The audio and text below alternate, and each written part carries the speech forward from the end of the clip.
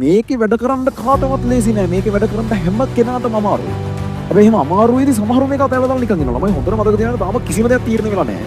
තාම කවුද ෆේල්, කවුද S එකක් ගන්න, කවුද C එකක්, කවුද AB මොකුත් තාම තීරණය වෙලා නෑ. මේ දවස් ටිකේ ඔයා වැඩ කරන විදිය මත සියල්ල වෙනස් කරන්න පුළුවන්. මොකද හොඳට වැඩ කරපු සමහරක් ළමයි ඔය කියන මානසික පීඩනයත් එක්ක සහ නිකන් අනවශ්‍ය බය අනම්මනම් දේවල් කල්පනා කරන්න පටන් ගන්න මේක අතහැරලා දාලා නිකන් ඉන්නවා.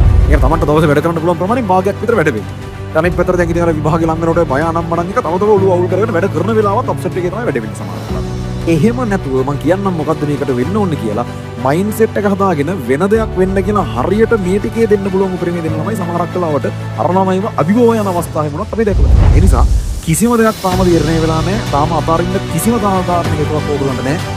මේක තමයි වෙලාව, මේක තමයි ලොකු ලොකු දේවල් වෙනස් වෙන වෙලාව ගේම් එක ඇතුළේ ඉන්නේ. හරි සමහරුන්ට නිින්ද යන්නේ නැහැ. සමහරුන්ට නිින්ද ගියාට උදේට ඇහැරුණාම නිකන් නිදාගෙන නැහැ වගේ. එච්චරට මහන්සි. ඒක නිදාගත්තම මහන්සි වැඩි වෙලා වගේ සමහරවිට. සමහරුන්ට තේරෙන්නම වෙනස් වෙලා සෑහෙන්න හීනපේ. සමහරු ඒක ගැන කිය අනේ බලන්නකො අමාරුයිනේ, අනේ බලන්නකො නිදිමතයිනේ, අනේ බලන්නකො අමතකයිනේ. ඉස්සරේව බෑනේ කියනවා. සමහරු ඔව් බෑ තමයි, ඔව් නිදිමතයි තමයි, ඔව් මහන්සි තමයි, කරන්න හිතෙන්නේ නැහැ තමයි. හැබැයි එහෙම කියලා හරියන්නේ නැහැ. කොහොම හරි කර යුතුයි. අමතකයි නම් ආයෙ බලන්න. නිදිමතයි නම් ඇවිදලා පාඩම් කරන්න. ආයෙ අමතකයි නම් ආයෙ පාඩම් කරන්න. කොහොම හරි කරලා ඒක කරනවා කියන මයින්ඩ්සෙට් එක වෙනස් වෙනවා. හරි. ඒ දෙජාතියකට කැඩෙනවා. ඉතින් අරගොල්ලෝ බොහෝ විට ඒ මැසිවිලි නගන එක තමන්ගේ A level result එක සම්බන්ධවත් මැසිවිලි නගන ඉතුරු කරගන්නවා. කොහොම හරි මේක රාගෙන කරන්නේ තමන් හිතන්නේවත් නැති මට්ටමේ results වලට. තමන් අත හිතන්නේ එහෙම දෙයක් කරගන්න පුළුවන් කියලා අසීමිත තැන් වලින් නතර වෙන අවස්ථා අපි ඕන තරම් දැකලා තියෙනවා. මයින්ඩ්සෙට් එක සහ ඔයගොල්ලෝ මේ වෙලාවේ වැඩ කරන වෙලාවම තමයි මේ සියලු දේවල් තීරණය වෙන්නේ. ඔය ඕනම වගකීම් සහගත වෘත්තියක තියෙන එක පාර්ට් එකක් තමයි ඔයාලට පුළුවන් වෙන්න ඕන මේ වගේ කන්ඩිෂන්ස් යටතේ වැඩ කරන්න උනොත් වැඩ කරන්න. මොකද ඔය ඕන එක හැමදාම නෙවෙයි. නමුත් යම් තැන් වෙනවා. ඒ තැන් යටතේ ඔයා වැඩ කරනකොට ඔයාට සිද්ධ වෙනවා මෙහෙම අර අනිත් හැමෝම බලාපොරොත්තු අතෑර ගන්න මිනිස්සු දේවල් අතෑරලා දාන වෙලාවල් වල ඔයාට ගේමේ වැඩ කරන්න වෙනවා. මිනිස්සු බෑ කියලා අතාරන ප්‍රොජෙක්ට් ඉන්ජිනියර්ස්ලාට අරගෙන කරන්න වෙනවා. මිනිස්සු සියලු දෙනා බලාපොරොත්තු අතෑරලා ඉන්න අර මිනිස්සු වටේ ඉන්න ඔක්කොමලා ටික අඬ ඉන්නකොට ඒ මත ඉමෝෂනල් ඩිපෙන්ඩන්ට් නැතුව ඒ වෙලාවේ කළ යුතු දේ කොච්චර අමාරුණත් කරන්න ඩොක්ටර්ස් වලට සිද්ධ වෙනවා. එතකොට ඒ ඇතුළු ඕනම වගකීම් සහගත වෘත්තියක මේ ස්ට්‍රෙස් ලෙවල් එක තියෙනවා සමහරක් තැන්වලදී. එතකොට මේක ඔයාලගේ ටෙස්ට් එකේ එක තැනක් කියලා තේරුම් ගන්න. ඒ කියන්නේ A level වල පේපර් එකේ හම්බෙන ලකුණම නෙවෙයි මේකෙන් ඔයාලා මැනෙන තැන. හරියට තමන්ව මේ වගේ කන්ඩිෂන් එකකට මේකේ වැඩ කරන්න කාටවත් ලේසි නෑ. මේකේ වැඩ කරන්න හැම කෙනාටම අමාරුයි. හැබැයි එහෙම අමාරුවේදී සමහරු මේක අතහැරලා දාලා නිකන් ඉන්නවා. ළමයි හොඳට මතක තියාගන්න තාම කිසිම දෙයක් තීරණය වෙලා නැහැ. තාම කවුද ෆේල්, කවුද S එකක් ගන්න, කවුද C එකක්, කවුද AB මොකුත් තාම තීරණය වෙලා නැහැ. මේ දවස් ටිකේ ඔයා වැඩ කරන විදිය මත සියල්ල වෙනස් කරන්න පුළුවන්. මොකද හොඳට වැඩ කරපු සමහරක් ළමයි ඔය කියන මානසික පීඩනයත් එක්ක සහ නිකන් අනවශ්‍ය බය අනම්මනම් දේවල් කල්පනා කරන්න පටන් ගන්න මේක අතහැරලා දාලා නිකන් ඉන්නවා. ඒ කියන්නේ තමන්ට දවසේ වැඩ කරන්න පුළුවන් ප්‍රමාණය භාගයක් විතර වැඩ වෙන්නේ. අනිත් පැත්තට දැන් ඉතින් අර විභාගේ ලඟ වෙනකොට බය අනම්මනම් එක තම තම ඔළුව අවුල් කරගෙන වැඩ කරන වෙලාවත් අප්සෙට් එකේ තමයි වැඩ වෙන්නේ සමහරක් වෙලාවට. එහෙම නැතුව මම කියන්නම් මොකද්ද මේකට වෙන්න ඕනේ කියලා මයින්ඩ්සෙට් එක හදාගෙන වෙන දෙයක් වෙන්න කියලා හරියට මේ ටිකේ දෙන්න පුළුවන් උපරිමය දෙන්න ළමයි සමහරක් වෙලාවට අර ළමයිව අභිභව යන අවස්ථාවෙ මොනවත් අපි දැකලා තියෙනවා. ඒ නිසා කිසිම දෙයක් තාම තීරණය වෙලා නැහැ. තාම අතාරින්න කිසිම සාධාරණ හේතුවක් ඕගොල්ලන්ට නැහැ. මේක තමයි වෙලාව, මේක තමයි ලොකු ලොකු දේවල් වෙනස් වෙන වෙලාව ගේම් එක ඇතුලේ ඉන්න. හරිද? අනිත් එක තමයි අර එමත් මම කලින් කියපු කතාව.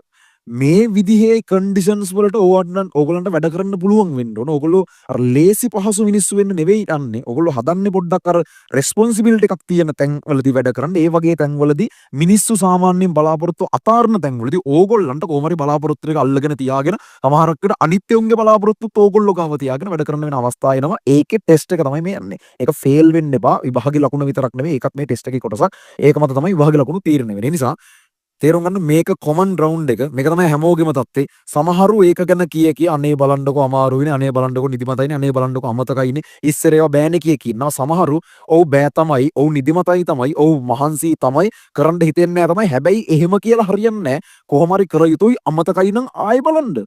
නිදිමතයි නම් ඇවිද හරි පාඩම් කරන්න. ආයෙ අමතකයි නම් ආයෙ පාඩම් කරන්න. කොහොම හරි කරලා මේක කරනවා කියන මයින්ඩ්සෙට් එකට වෙනස් වෙනවා. හරි. ඒතර ඒ දෙජාතියකට කැඩෙනවා. ඉතින් අරගොල්ලෝ බොහෝ විට ඒ මැසිවිලි නගන එක තමන්ගේ A level result එක සම්බන්ධවත් මැසිවිලි නගමින් ඉතුරු කරගන්නවා. කොහොම හරි මේක කාගෙන කරන්නේ උන් තමන් හිතන්නේවත් නැති මට්ටමේ results වලට තමන්වත් හිතන්නේ එහෙම දෙයක් කරගන්න පුළුවන් වෙයි කියලා අසීමිත තැන් වලින් නතර වෙන අවස්ථා අපි ඕන තරම් දැකලා තියෙනවා. මයින්ඩ්සෙට් එක සහ ඔයගොල්ලෝ මේ වෙලාවේ වැඩ කරන වෙලාවම තමයි මේ සියලු දේවල් තීරණය වෙන්නේ. ඉඳා ඒ වගේ අයින් වෙන්න, ඒ කියන්නේ ඒ එතන තමන් නතර වෙලා ඒ ගැන කියව ඉඳිමින් වැඩ කරන එක මගහරනවා නම් ඒක අයින් කළා දාන්න. ඊට පස්සේ තව මෙන්න මෙහෙම එකක් තියෙනවා. මේ ටිකේ ඕගොල්ලන්ට ඔය වැඩ කරගන්න බැරි වෙන්න තියෙන අංක එකේ කාරණාව තමයි තමන්ගේ මානසික වශයෙන් තියෙන අස්ථාවරත්වය. ඔළුව හරි කලබලයිනේ. ඒ කියන්නේ කොච්චර කලබලද කියනවනේ. ඒ කියන්නේ ඒක වෙන්නේ ඉතින් ඕගොල්ලන්ගේ විභාගේ ලඟ වෙන ඒකන තියෙන බය වැඩි වෙනවා. ඔයගොල්ලෝ කල්පනා කරන්න පටන් ගන්නවා අපරාධි මට ඉස්සර මෙහෙම කරන්න තිබුණා. ඊට පස්සේ මට විභාගේ බැරි වුණොත් මට මෙහෙම වෙයි. ඊට පස්සේ මට මේවා පුළුවන් වුණාට විභාගෙට ඇද්දි ඔක්කොම අමතක වෙයිද දන්නේ. ඔය වගේ අර নানা ආකාර දේවල් ඕගොල්ලෝ ඔළුවට දාගෙන කල්පනා කරගෙන ඒක අර හින ප්‍රෙෂර් එකක් කරගන්නවා. ඒකෙන් වෙන්නේ ඔයා ඉන්නෙත් වෙන ලෝ මූඩ්. ඔයාට දවසේම වාගේ මූඩ් එකේම හොඳ තත්ත්වයක නෙමෙයි හරි අවුලකින් වගේ ඉන්නේ. ඒතර පාඩම් කරන එකක් වුණත් තමයි වැඩි ඔලුවට යන්නේ නැහැ. වගේ මෙන්ටල් ස්ටේටස් එක මාර විදියට බලපානවා. අපි ඔය ආසාවෙන් ඉගෙන ගන්න කියලා ටැග්ලයින් එක ගන්නෙත් ඒක නිසාමයි. ඒ කියන්නේ මොකක් හරි දැන් ෆිල්ම් මතක හිටින්නට බලන්නකෝ ඕගොල්ලන්ට. ෆිල්ම් වල හරි පොඩි ඩීටේල් ඉඳන් ඕගොල්ලන්ට මතකයි මේ පාඩම් වලින් මතක හිටින්නේ නැත්තේ. මොකද ෆිල්ම් එක ඔයා බලන්නේ මාර ආසාවෙන් ඔයා ඒක පාඩම් කරන්නේ නැහැ නිකම් මතකයිනේ. ඔයාගේ මානසිකත්වයේ කොච්චර අර පිබිදීමකින්ද තියෙන්නේ කියන එක මත ඔයා බලන දේවල් ඔලුවට යන එක වෙනස් වෙනවා. පළවෙනි දේ අපි මේකේ ඔළුව හදාගන්න ඕනේ. ඒතකොට ඒකෙම තියෙන තව නරක ප්‍රතිඵලයක් මෙන්න මෙහෙම එකක් මේ ටිකේ ඇති. සමහරුන්ට නිින්ද යන්නේ නැහැ රැට. සමහරුන්ට නිින්ද ගියාට උදේට ඇහැරුණාම නිකන් නිදාගෙන නැහැ වගේ. එච්චරට මහන්සි. ඒ කියන්නේ නිදාගත්තම මහන්සි වැඩි වෙලා වගේ සමහරුන්ට. සමහරුන්ට තේරෙන්නම වෙනස් වෙලා ඉතින් සෑහෙන්න හීන පේනවා. ඒ කියන්නේ නිදාගෙන ඉන්න සමහරු ගණන් හදනවා. සමහරු ඒ ලෙවල් ලියනවා නිින්දෙන්. එන ප්‍රශ්න වෙනවා. එන්න අමුතු එන්න ඩ්‍රැමැටික් හීන පේනවා නිින්දෙන්. සමහරුන්ට ඒ හීන මතකයි. සමහරුන්ට මේ හීන දැක්කා කියලා මතක නැහැ. හැබැයි ඔය උදේ නැගිට්ටට පස්සේ අර නිකන් නිදාගත්තේ නෑ වගේ එකක් එන්න එක ප්‍රධාන හේතුවක් තමයි අර රෑ Tamanට ලැබිලා තියෙන නිින්ද එහෙම ක්වොලිටි නිින්දක් නෙවෙයි. අර භෞතිකව ඇඳක නිදි වගේ වුණාට ඒ ඔළුව ඇතුලේ එන්න දේවල් ගොඩක්. අන්තිමට උදේ ඇහැරුණාම ඇත්තටම ඔයාගේ අර පැය 4ක හරි පැය 5ක හරි නිින්දක් කියලා එකක් ගත්තා කියන්නකෝ. ඕකෙන් පැය දෙකමාරක් ඔයා නිින්දත් නොනිින්දත් අතර වගේ තමයි ඉඳලා තියෙන්නේ. අන්තිමට නිදාගෙන තියෙන පැයකමාරක් විතර හරියට.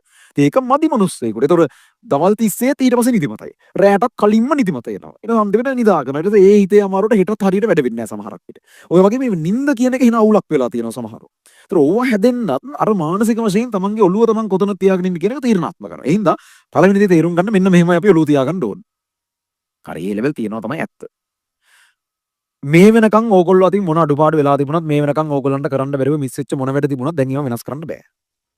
වෙනස් කරන්න බැරි දේවල් ගැන හිතන තරමට ඔයාගේ ඔළුව අවුල් වෙනවා. සහ ඒකට වෙලාව යනවා. ඒතර ඔළුව අවුල් වෙනකොට ඒකෙන් තව දේවල් ගොඩක් අවුල් වෙනවා. මං කිව්වේ ඔළුව අවුල් වෙන එකත් එක්ක සෑහෙන දේවල් තව මං අර විස්තර කරලා විතර අවුල් වෙනවා. අනිත් පැත්තට වෙලාව නාස්තිරක ඔයාට වැඩ කරන්න තියෙන වෙලාව එකකින් කැපිලා යනවා. හරි. ඒතර ඉතාම නරක දෙයක් තමයි Tamanට මේ වෙනකන් කරන්න බැරි වෙච්ච දේවල් අපරාධි මට අරම කරන්න තිබේ මෙහෙම කරන්න තිබ්බේ කියලා හිතේට කාලනාස්ති කරන එක.